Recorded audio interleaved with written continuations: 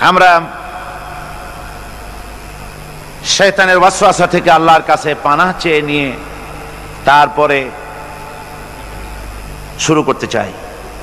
সবাই পড়েন আমার সাথে, আউযু বিল্লাহি মিনাশ শাইতানির রাজীম, বিসমিল্লাহির রাহমানির রাহিম। وقال الذين لا يرجون لقاءنا لولا أنزل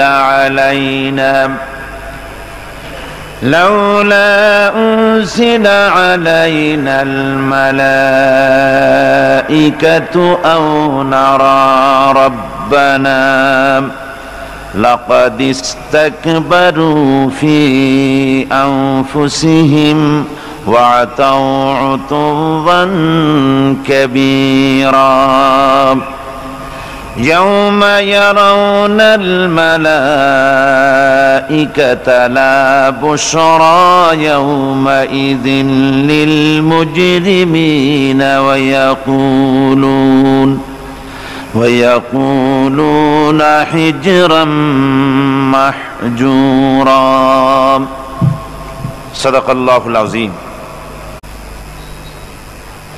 এখানে আল্লাহ পাক বলছেন, যে সমস্ত লোক আমার সঙ্গে আমার সম্মুখে উপস্থিত হওয়ার শঙ্কা বোধ করে না, অর্থাৎ কিয়ামতের দিন আমার সামনে আসতে হবে, আমার সামনে উপস্থিত হতে হবে, এ ব্যাপারে যাদের ভয় নাই, তারা বলে লাউলা উনজিলা আলাইনাল মালাইকা, আমাদের কাছে কেন ফেরেশতা পাঠানো হয় না, আও নারা রব্বানা, নতুবা নয়তো আমরা আল্লাহকে, আমাদের রবকে আমরা দেখতে চাই। লাকাদ ইস্তাকবারু ফি আনফুসিহিম, তারা তাদের মনের ভেতরে একটা দাম্ভিকতা পোষণ করতেছিল। ওয়া আতাউ উতুওয়ান কাবীরা, আর এরা বিদ্রোহ এবং অবাধ্যতার সীমা লঙ্ঘন করেছিল। একথার দ্বারা এটা বলা হচ্ছে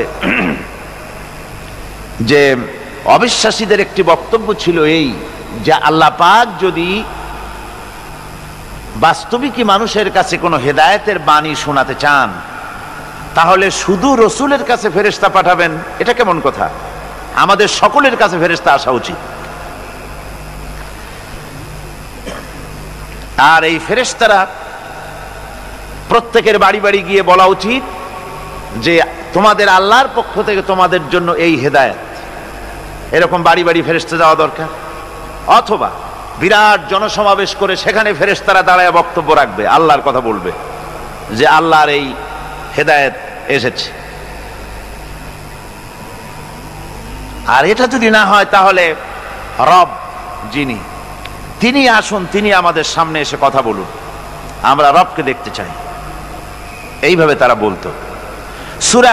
সূরা আনআমে আল্লাহ রাব্বুল আলামিন বলেছেন যে এইভাবে করে যখনই কোনো আয়াত নাজিল হতো, তখন তারা বলতো ক্বালু লান নুমিনা হাত্তা নুতা মিসলা মা উতিয়া রাসূলুল্লাহ, আমরা ততক্ষণ পর্যন্ত এই সমস্ত কথা বিশ্বাস করব না যতক্ষণ পর্যন্ত রাসূলুল্লাহর কাছে যে জিনিস পাঠানো হয়েছে তা আমাদের কাছে পাঠানো না হয়।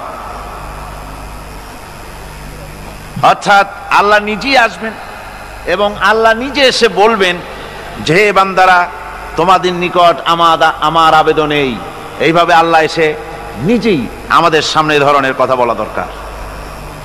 অবিশ্বাসীদের এই সমস্ত কথার জবাবে আল্লাহ রাব্বুল আলামিন বলছেন, ওয়ালাউ নাযালনা আলাইকা কিতাবান ফি কিরতাসিন ফালামাসুহু বিআইদিহিম, আল্লাহ রাব্বুল আলামিন বলেন, আমি যদি আপনার প্রতি ওহীর আকারে কিতাব নাজিল না করে যদি কাগজে লেখা কোরআন শরীফ কাগজে লেখা কিতাব যদি নাজিল করে দিতাম, এমন কি তারা যদি তা স্পর্শ করেও দেখত, তাহলে তারা কি বলতো?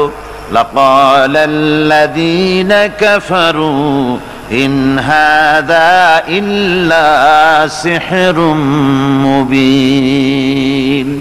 ওরা স্পর্শ করে এই কিতাবকে তারপরে বলতো যে এটা হচ্ছে একটা স্পষ্ট জাদু, তারা এটাকে জাদু বলে ঘোষণা করে দিত।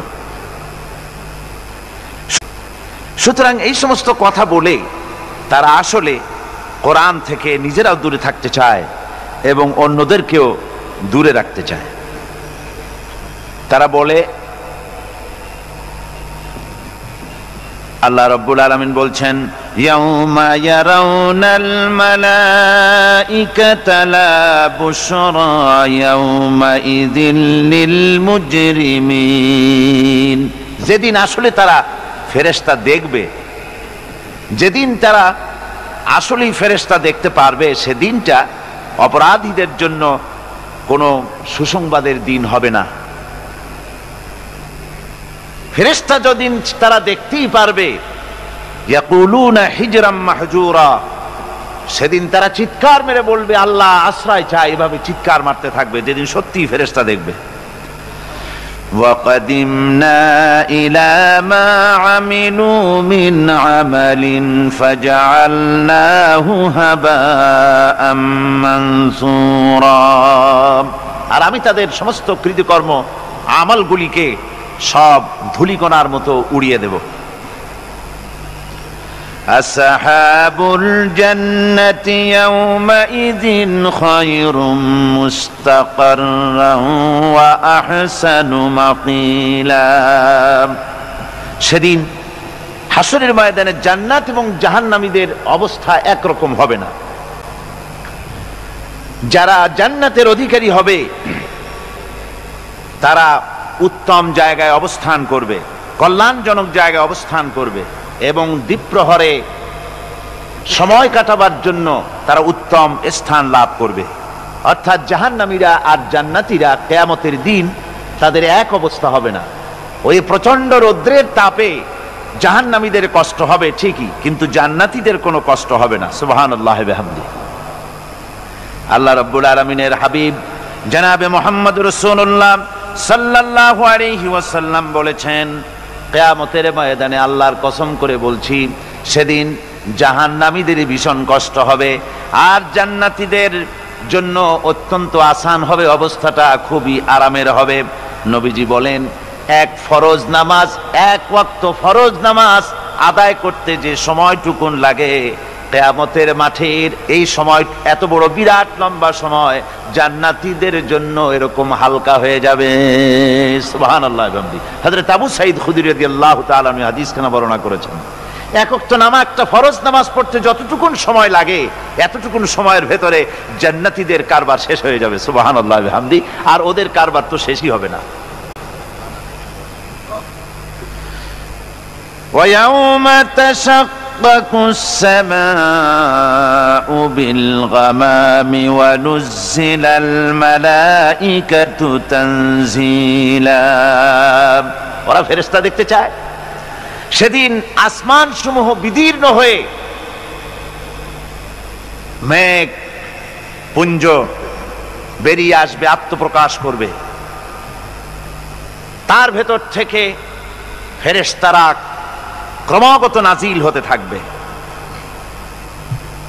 আর অবস্থাটাই হবে, আল মুলকু ইয়াউমাইযিনিল হাক্কু লির-রাহমান ওয়া কানা ইয়াওমান আলাল কাফিরিনা আসীরা। আর সেদিনের বাদশাহী হবে কেবলমাত্র রহমানেরই। ওয়া কানা ইয়াওমান আলাল কাফিরিনা আসীরা। আর সেই কিয়ামতের দিন, সেই সময়টা হবে কাফেরদের জন্য বড়ই কঠিন।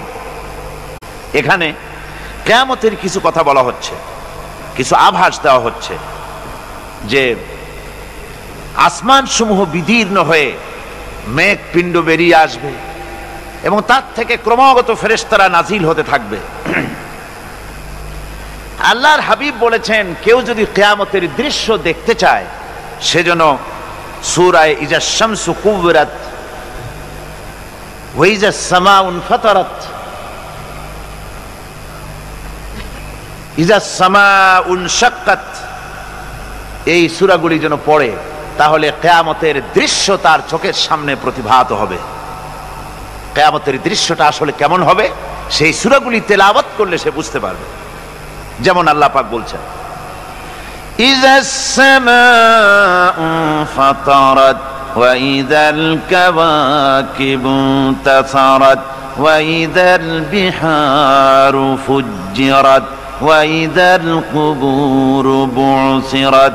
যখন আকাশসমূহ চূর্ণ বিচূর্ণ হয়ে যাবে আর তারকাসমূহ বিক্ষিপ্ত হয়ে পড়বে, সমুদ্র মহাসমুদ্রগুলি দীর্ণ বিদীর্ণ হয়ে যাবে, কবরগুলি সব উদ্গীরণ করে দেবে, তার মধ্যে যা আছে সে সবগুলি।